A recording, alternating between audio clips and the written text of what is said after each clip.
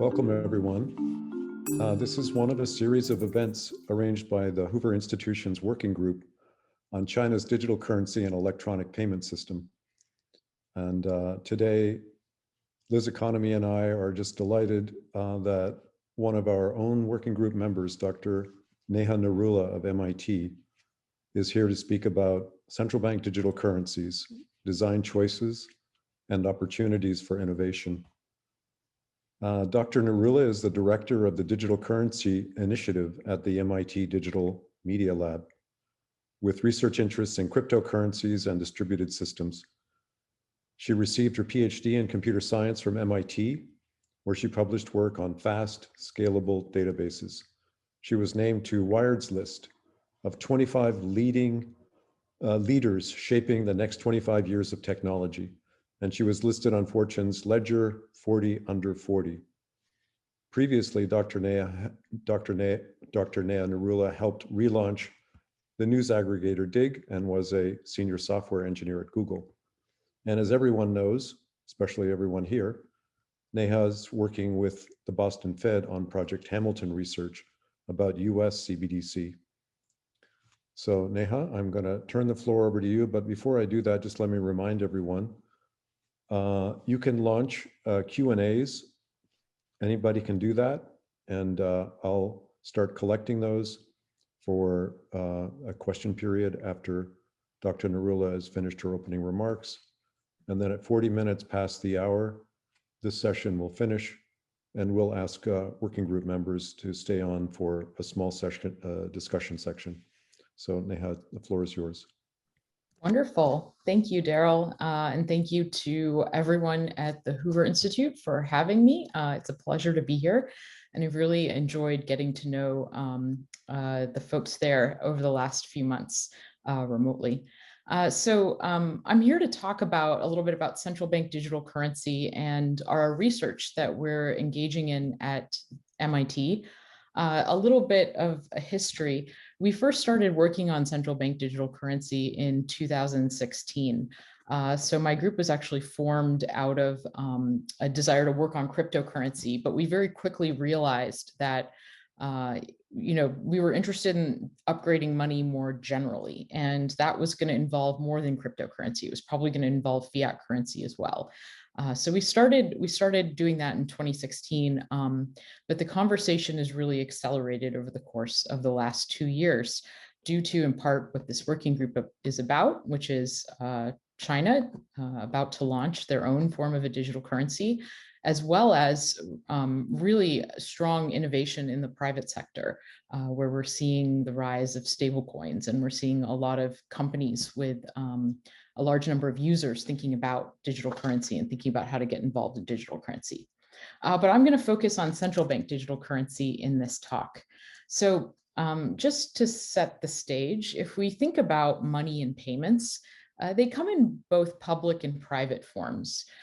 So in terms of money, we have the public forms, which are cash and central bank reserves, and the private forms, which are bank deposits, e-money providers, stable coins, things like that.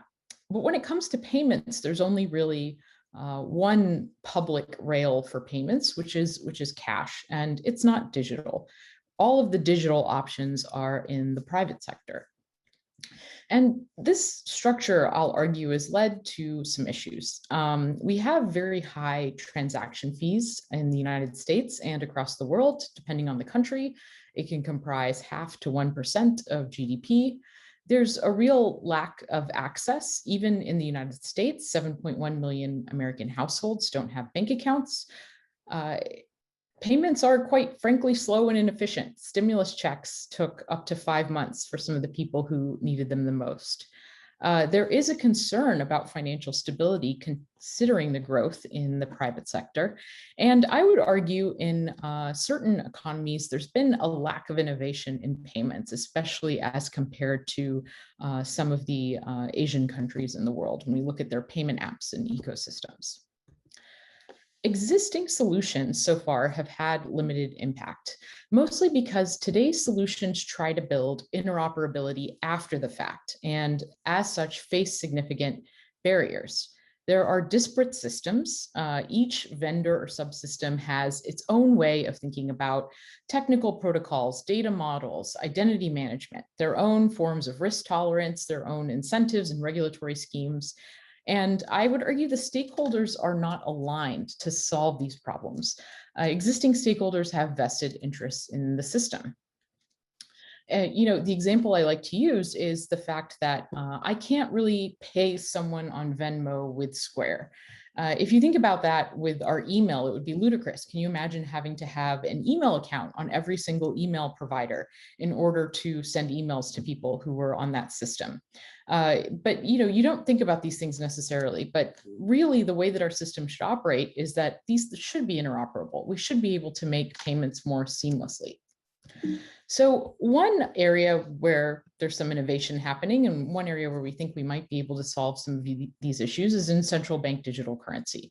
So what is a retail central bank digital currency? Well, first of all, it's a liability of the central bank, which means it's equivalent to cash. It's held and transferred digitally, not physically, and it is accessible to the general public. Sometimes it's also called a GP CBDC. And from there, definitions start to diverge wildly.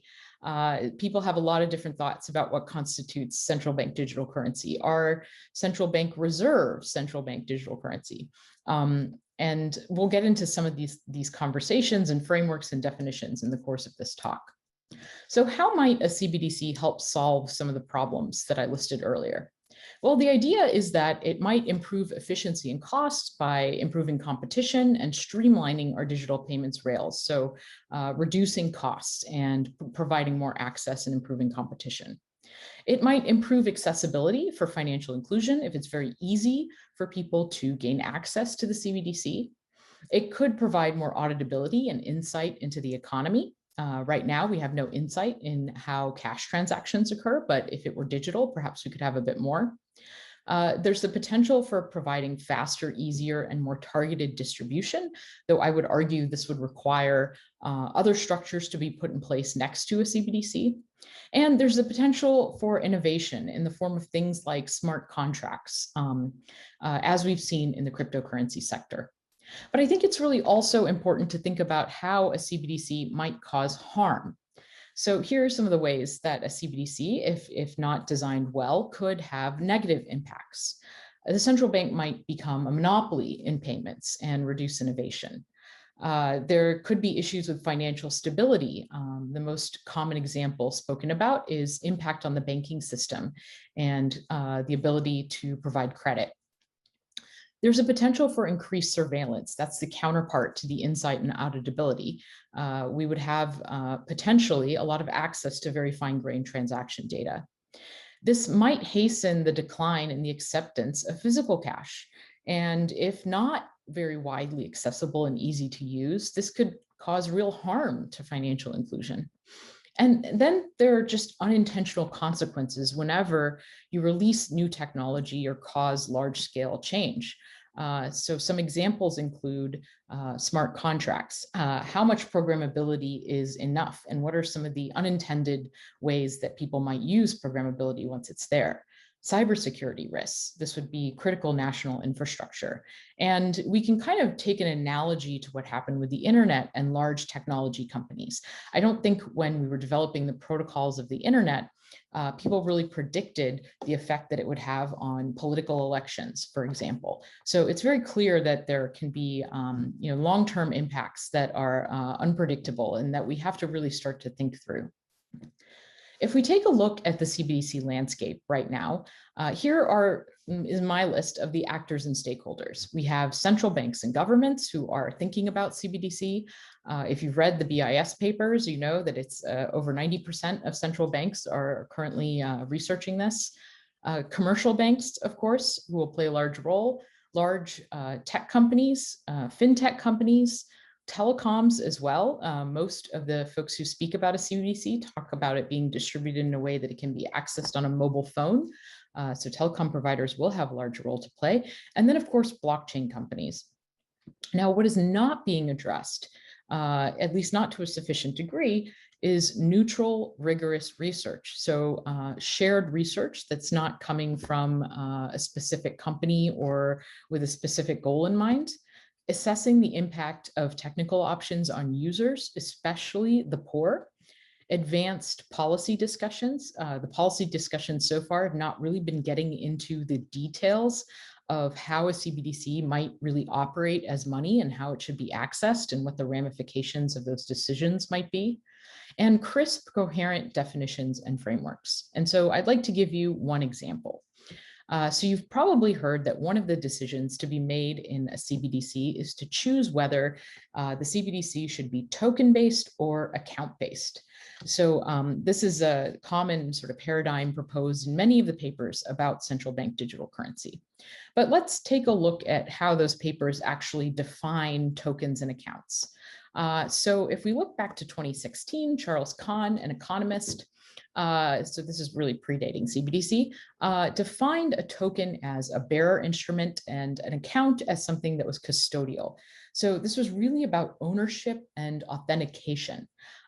You figured out if someone owned something by whether or not they possessed it, if it was a token, a bearer instrument, and if it was custodial, then ownership depended upon the identity of the person and a third party.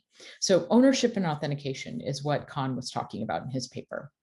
Auer and Bohm put out a paper in 2020 about CBDC technology, and they sort of referred to a subset of this definition. So a token is something authenticated via digital signature, a cryptographic digital signature, whereas an account is something that is authenticated via identity credentials. So you can see it kind of matches up with the definition of Kahn, but not exactly quite. And it also mixes in some implementation details using cryptographic digital signatures. The Reichsbank in their paper defined a token as a sequence of bits. So they're referring to it as a digital object. A paper by Chaum and the Swiss National Bank talked about how a token was a value and an issuer, and an account was a transaction history. So tokens don't have history, whereas accounts do. So their intended meaning was history.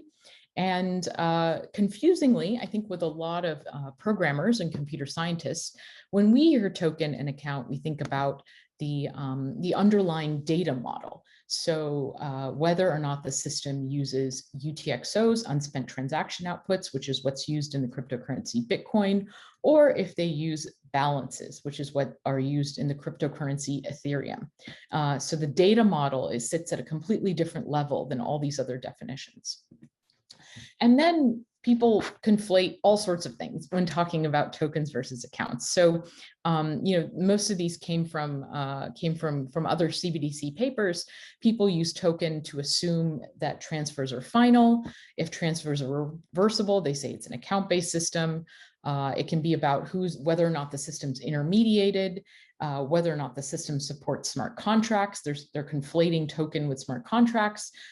Sometimes people are talking about the underlying architecture of the system, whether it uses DLT or not, how to access it, all sorts of different things.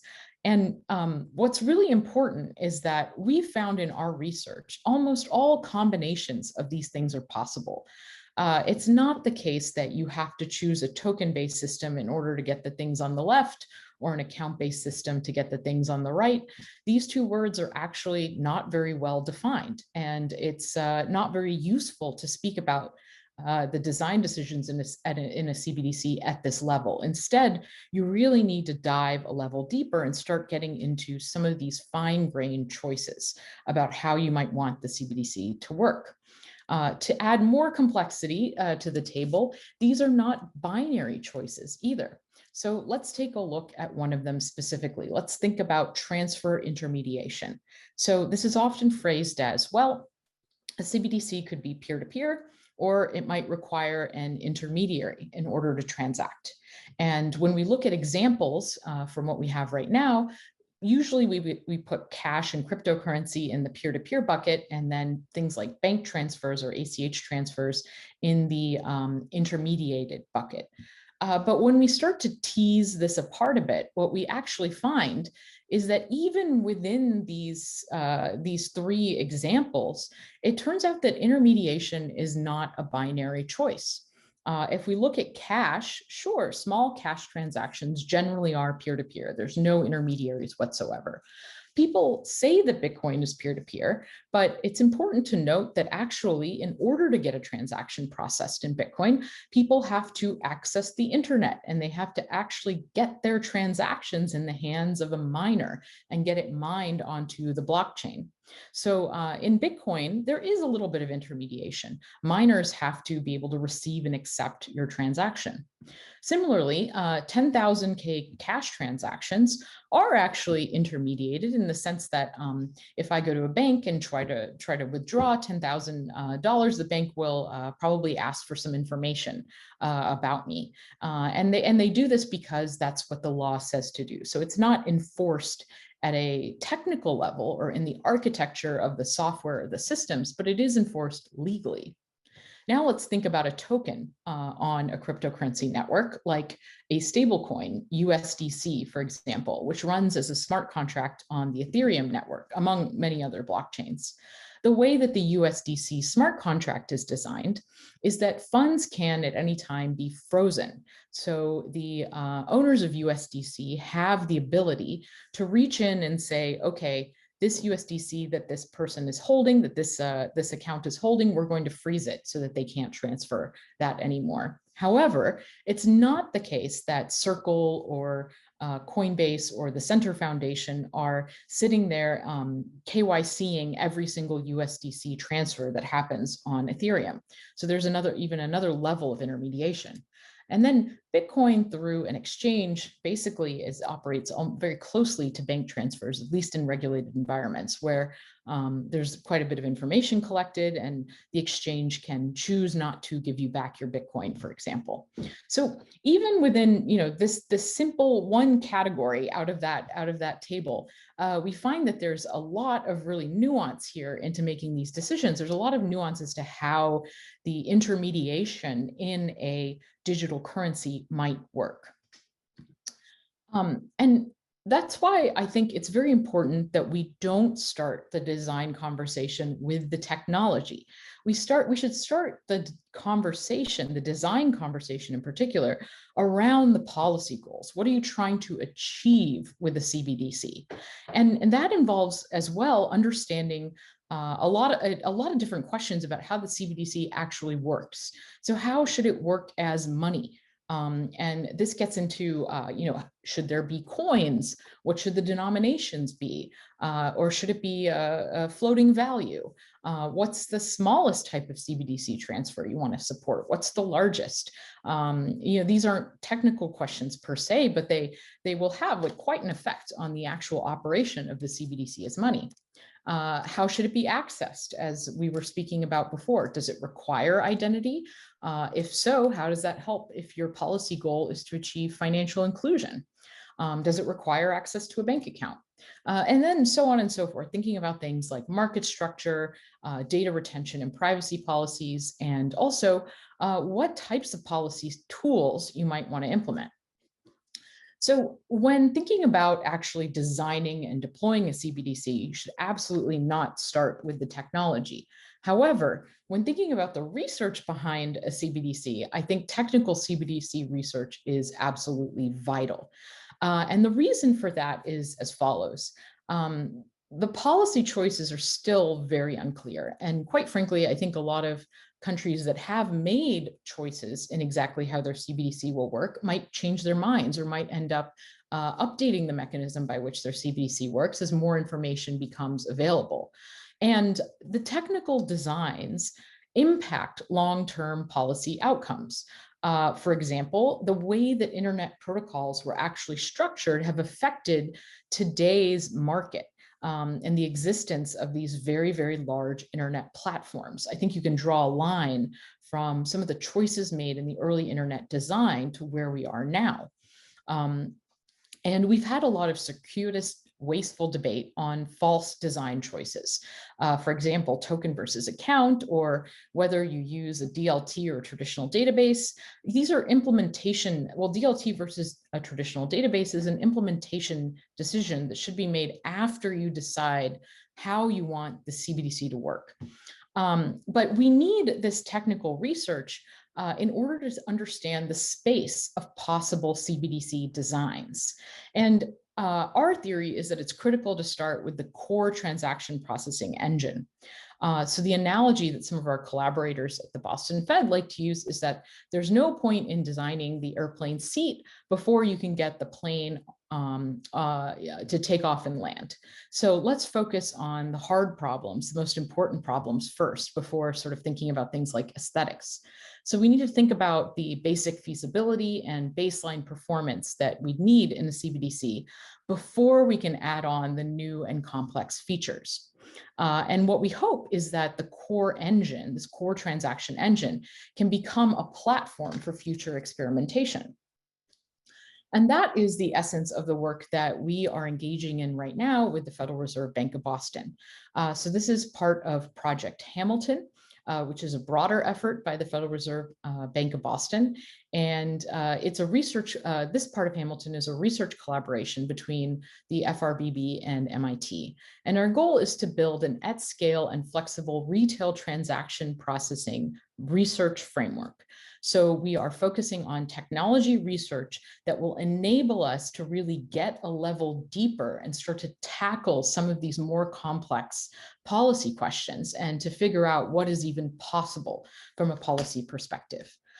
So with Hamilton, our initial requirements were to meet certain performance goals in throughput, latency, resilience, and security. And in addition to that, to create a flexible platform for experimentation and collaboration. So our goal here is not just to create a transaction processing engine, and it's certainly not to create a transaction processing engine that might be used in production, but to enable a platform for collaboration. So with the core transaction processing engine, you might extend that work and start research in self-hosted wallets, strong privacy, different roles for intermediaries, and innovative features like offline payments or programmability. So we hope to be sharing some of the work that we've done in the first phase. So the first phase of this work was meeting those 4 requirements on the left in a core transaction processing system. And we'll be engaging on the right-hand side some of the more experimental work in the next year.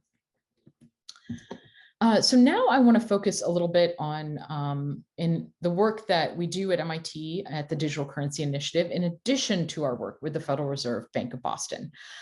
So if you look at this list, this is just a subset of some of the core important questions that we need to address when it comes to if we're ever going to design and deploy a central bank digital currency. We need to answer questions around usability, what the roles and incentives are of different actors in the system. Why would someone build a wallet for a CBDC? What are the different business models there? What might they hope to achieve? How can we achieve offline access? So it's not good enough that you need a connection, a solid connection to the internet to transact a CBDC. If this becomes something that we might want to provide financial inclusion, for example, we have to understand that a large portion of the population might not have access to reliable internet. In addition, we might want this to be operable during a natural disaster. So in the case of Hurricane Maria, the electricity grid in Puerto Rico was down for months. And they actually had to ship in containers of dollars to keep the economy going and to transact. And we'll have to think about things like programmability and policy tools. So these are some of the research streams that we are engaging in at the DCI now. And we think about CBDC in the following way. We think about this variety of central bank digital currency models. So I've arranged them here from closest to our existing system to most different from our existing system.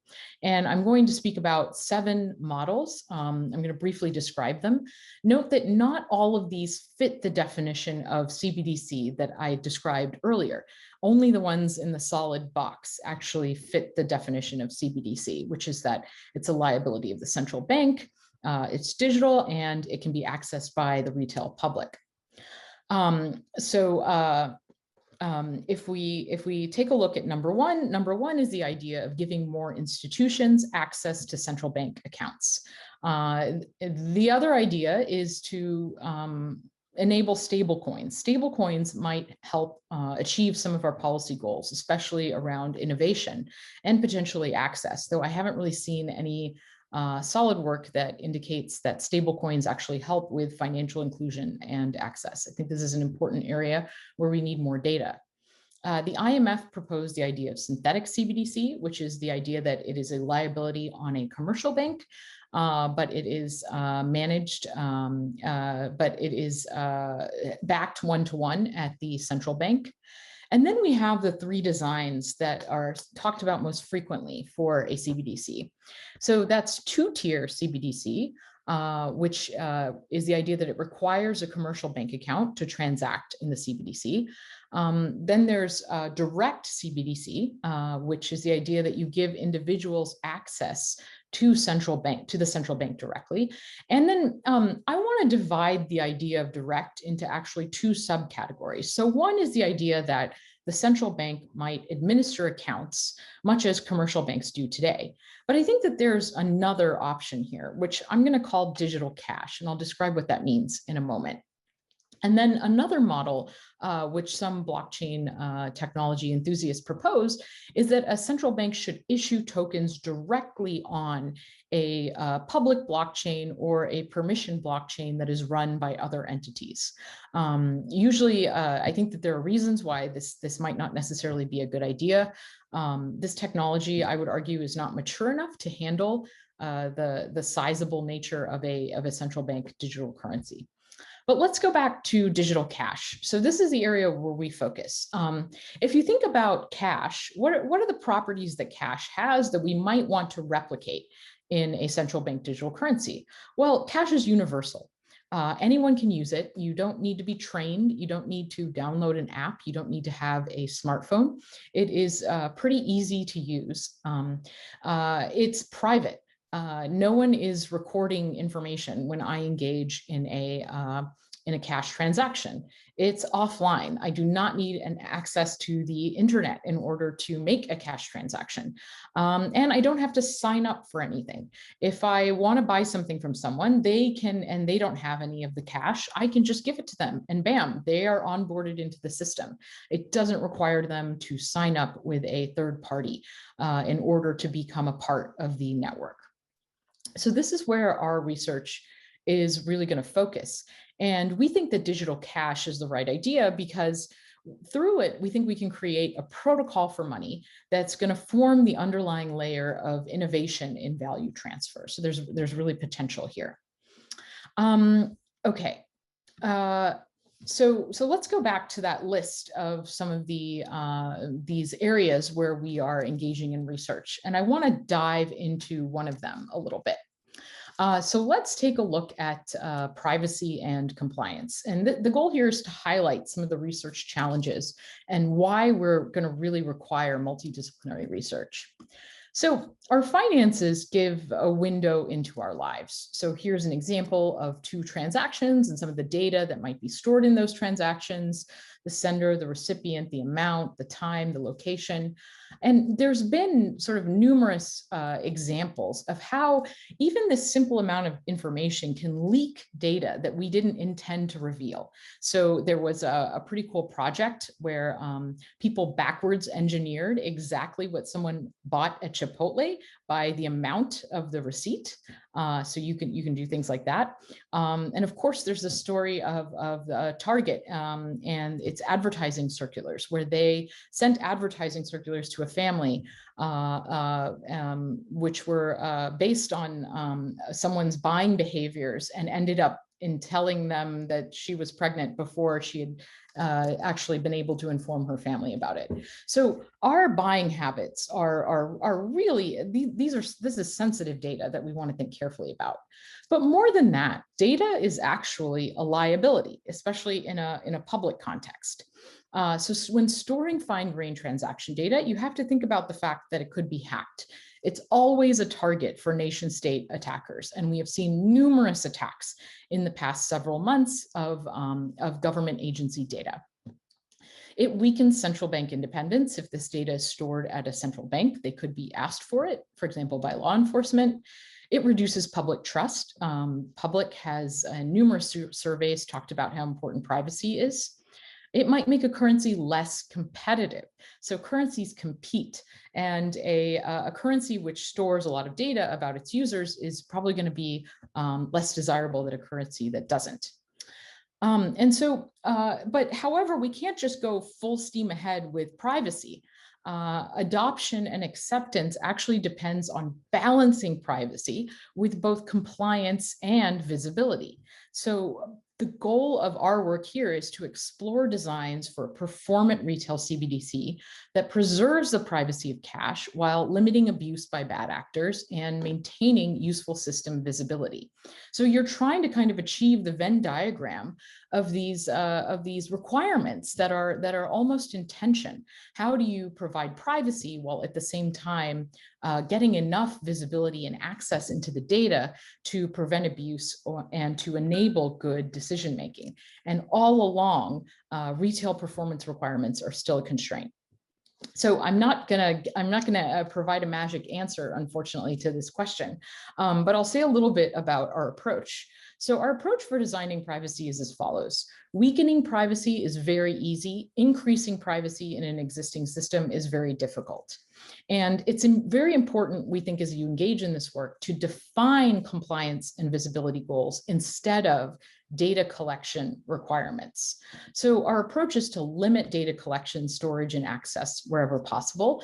And for data that must be collected, keep it confidential by default and only enable access as needed. So let's talk about that a little bit. What is privacy? The idea of privacy is keeping certain information or data confidential from certain actors. And an example, which is often conflated with privacy, is this idea of anonymity. And the idea of anonymity is keeping real world identity confidential from everyone. That's what it means for me to be engaging on the internet, for example, in an anonymous manner. It means that you don't know my real world identity. And so an important question to add to this is keep confidential under what circumstances? So privacy is not necessarily a one-way choice. It's possible to, if something is private, there might be a process under which it could be revealed. So let's talk about information. What data might exist on a CBDC platform? Well, it's not just the transaction data that we talked about earlier. It's also user and account data, software and networking details like your IP address and your geolocation, your browser, the source of your funds. There's historical linkages between transactions, and all of this data can be used to potentially de-anonymize folks or to create analyses on top of their data that might be unintended. What about actors? Who are the actors? Well, in the simplest form, we've got users, retail users who are very non-technical and want privacy. And then we've got the central bank, which probably, since it's a public institution, doesn't actually necessarily want to hold everyone's data and probably has limited in-house expertise in privacy and security. However, a CBDC has the potential to redefine financial markets and introduce new players. I think previously a lot of this was bundled under the category of the commercial bank. But now what we see is we can actually unbundle a lot of this functionality. We can think about issuance, redemption, and distribution separately from wallet setup and maintenance, separately from user authentication and KYC, transaction validation, transaction settlement, and data analysis. When we start to think about this redesign, new roles become apparent. And by thinking about these separate roles, we might actually be able to take advantage of this to separate data. Now, we know that the strongest privacy we can achieve with cryptography is actually quite strong. We can hide most of the picture. So in privacy preserving cryptocurrencies like Zcash, for example, all you really see is the fact that a transaction happened. That's it. There is really, even using other techniques, you can get minimal network level metadata. So using things like Tor or mixnets on top of a privacy preserving cryptocurrency, you can get pretty strong privacy. And we even know how to do some predetermined auditing on top of that. There has been a few research papers showing how we can potentially, even though the transactions are private by default, prove certain characteristics about those transactions. For example, that you are paying taxes, or that they are lower than a certain amount, or they don't come from a certain address or set of addresses. And the reason that I'm talking about this is because it's really useful to understand the space of designs. It doesn't mean that a CBDC is necessarily going to have the exact same level of privacy as a Zcash, a cryptocurrency. However, it's really useful to understand what the limits are. What can we even hope to achieve with a CBDC?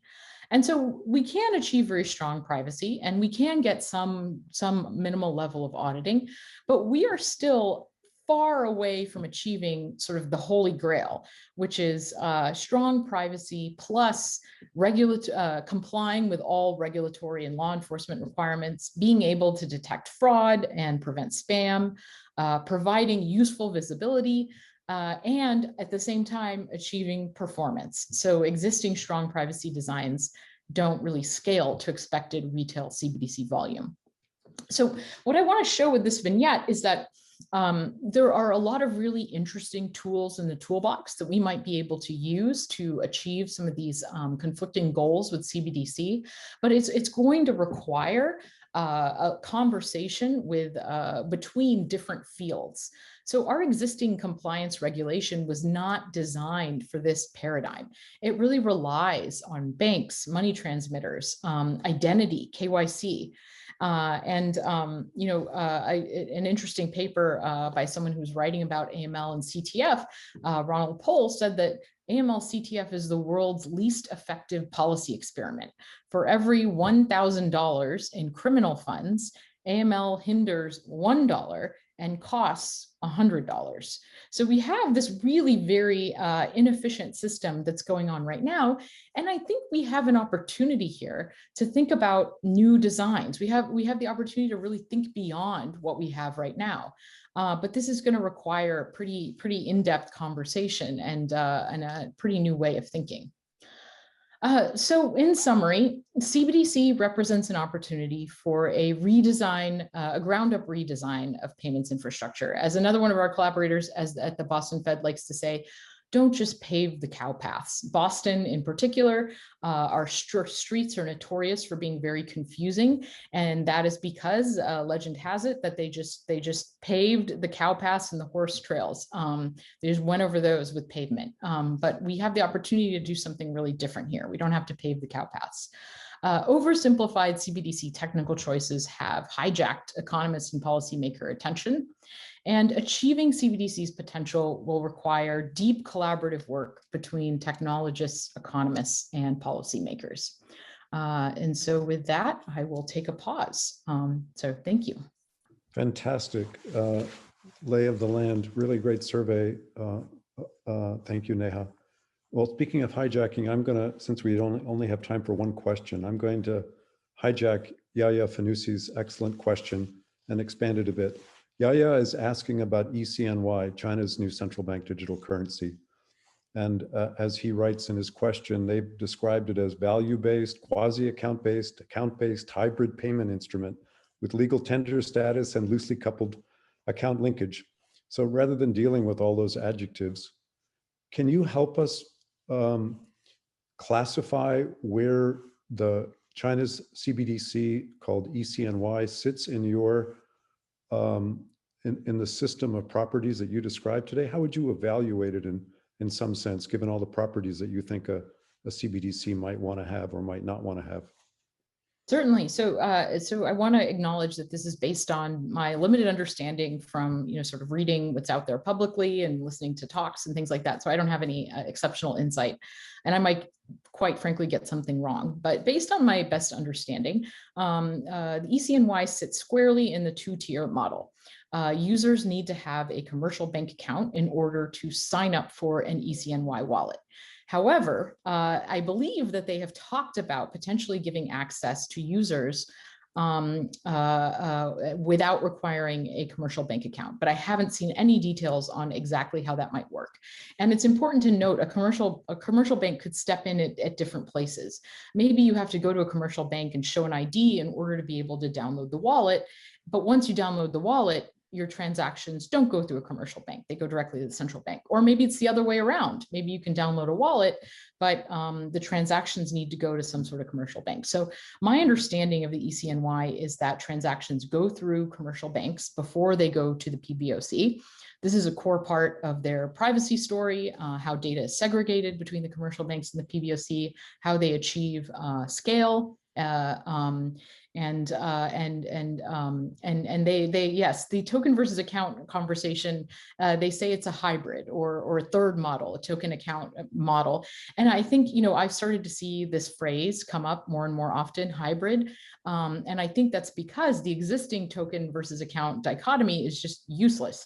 And so I think we're going to see many, many more people saying they have a hybrid token account model, which is also unfortunately not very helpful. But we need to invent new words here for how to characterize some of these choices or get a little bit more specific.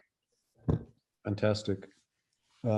Okay, so at this point, since we're at the 40 past the hour time, and we're going to end this webinar, and if the members of the working group could stay on this link, we'll see you in just a minute or two to resume a conversation with Neha among the working group members. So thank you everyone for participating and attending today. And we hope we can do this again soon. And thank you especially, Neha. Of course, thank you for having me.